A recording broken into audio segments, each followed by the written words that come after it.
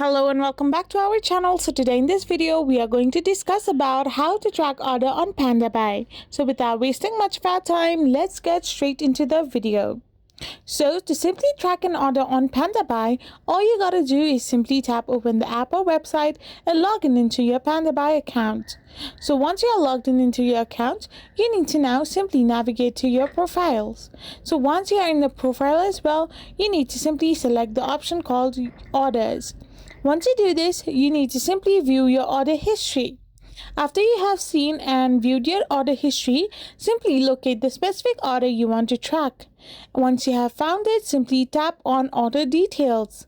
This will now display the current status and process of your order, including your purchase, shipped, arrived, or storage. So by doing this, you can simply track your order on PandaBuy. I hope you found this video helpful, so don't forget to hit that subscribe button and do give us a thumbs up. We will be back again with more informative videos like this. Thank you for watching and stay tuned for many updating videos.